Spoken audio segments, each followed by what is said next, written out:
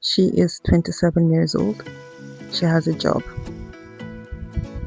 but she lies all the time and she can't help it. Let's talk about this.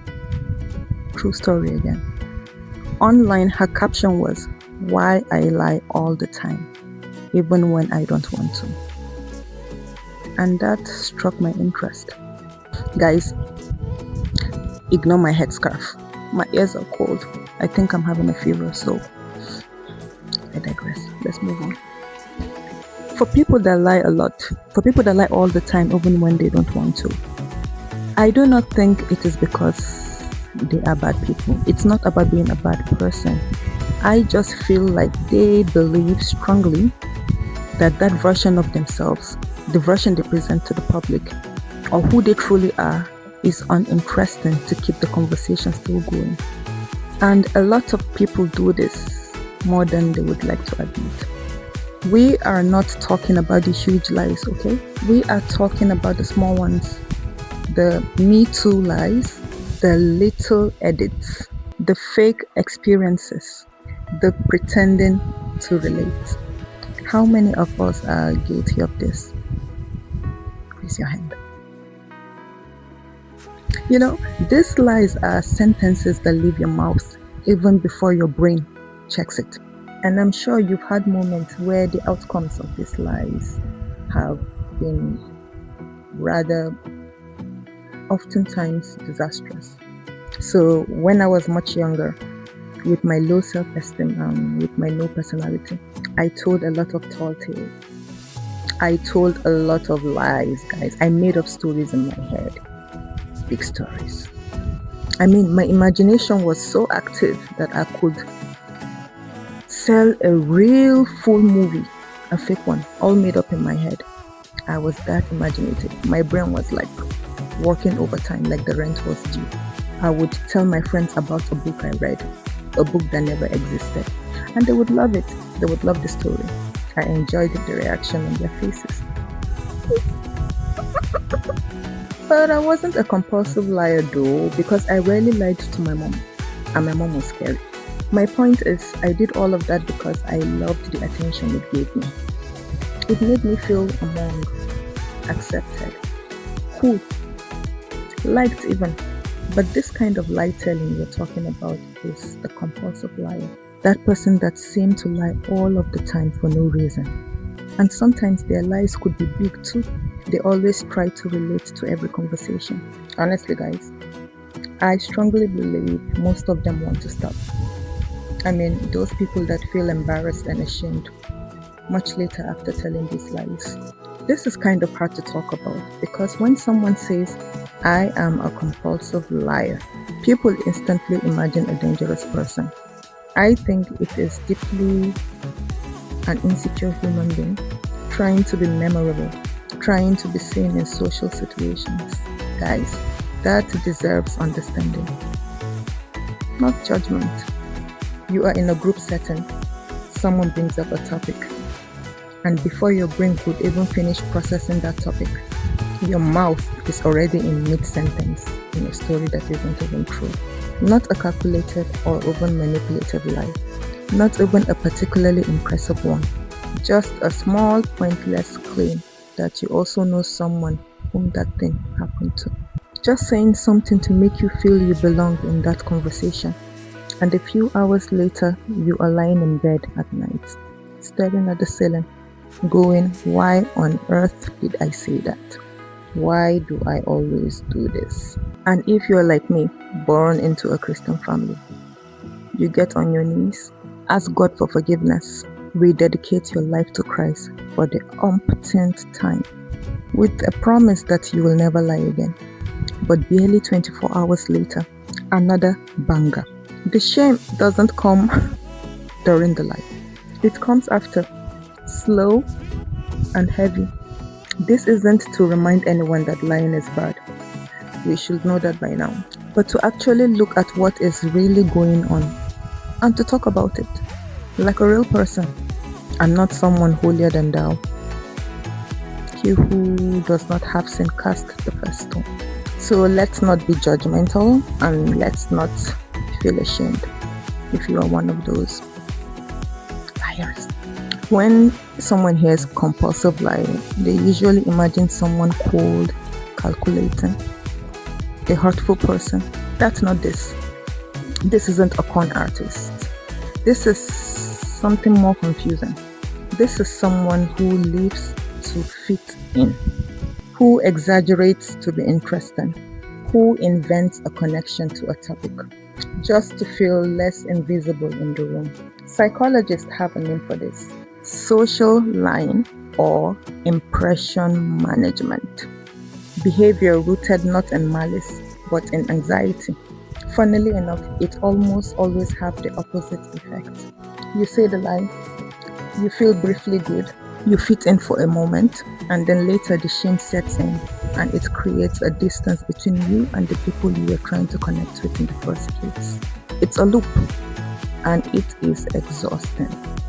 It makes a lot more sense when you look at where all of this is coming from. Something about quiet, shy, and unconfident kids who don't feel naturally interesting are basically primed for this pattern. That's not someone proudly deceiving people. That's someone struggling with themselves. For 2 seconds, your brain believes belonging is more important than honesty. Not about gaining power or money. A lot of socially anxious people understand this deeply. The feeling of feeling boring. I think some people became liars very young in life because they discovered early on in life that people reacted more positively to the interesting version of them. Or probably the real them got ignored. Maybe being quiet got them overlooked. So decorating realities and exaggerations got them more attention. Sad.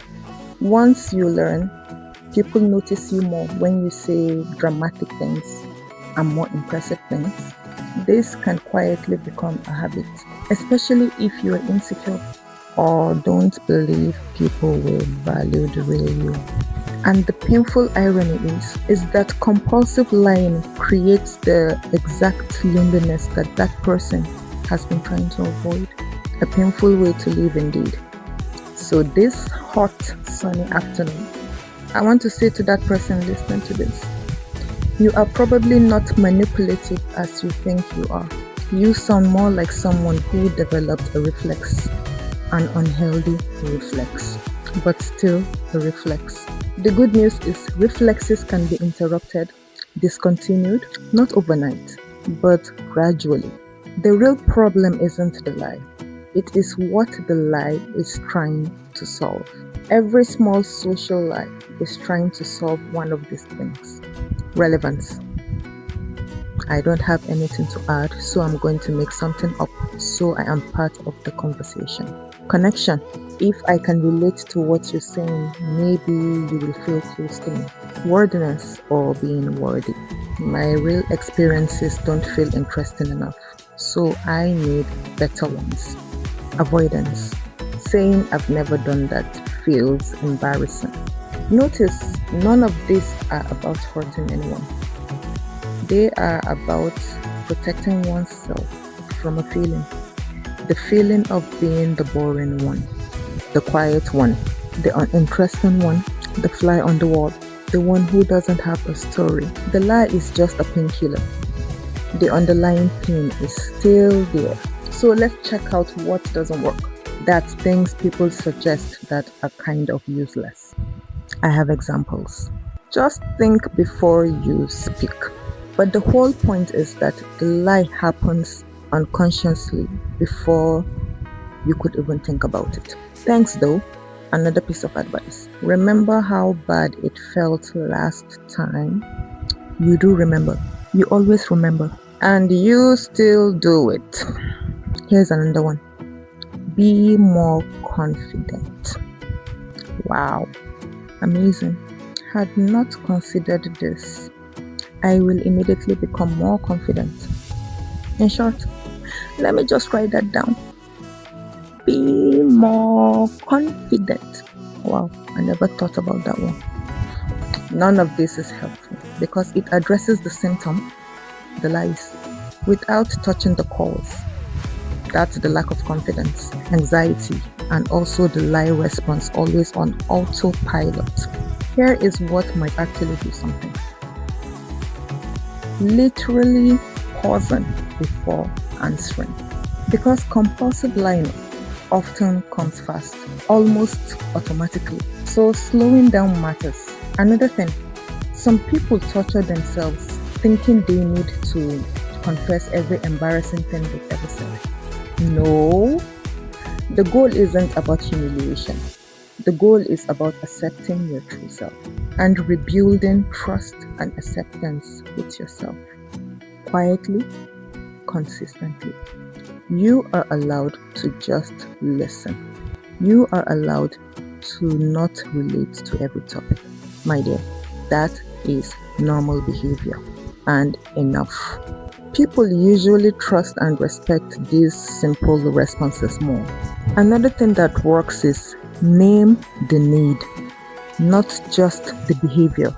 So instead of telling yourself, I'm a liar and I need to stop lying, which is vague and shame heavy. Look, people underestimate how shame keeps habits alive. Instead, start getting specific. Example, I lie whenever I feel I have nothing interesting to add. Now that's a completely different problem to solve. One you can actually work on. Abby? The goal isn't to stop lying. The goal is to stop needing to lie. Okay? That's a different project and a more achievable one. And then when you feel like you are irrelevant in a conversation, just acknowledge it for what it is. You are feeling irrelevant and it happens to everyone. Not you in particular. Everyone. Another good advice that works. Practice being the listener instead. Quiet and shy people are often good listeners, phenomenally good at asking questions when they let themselves. That person who always asks great questions in a group is always remembered warmly, and it keeps you in the conversation without requiring you to have a matching story of your own. Look, people love being asked about themselves. Okay? You don't need a story. Just keep your curiosity. Be curious. You need curiosity. And if you are a self-aware person, which you clearly are, then it means you probably have this in abundance. I meant curiosity. One more thing worth saying.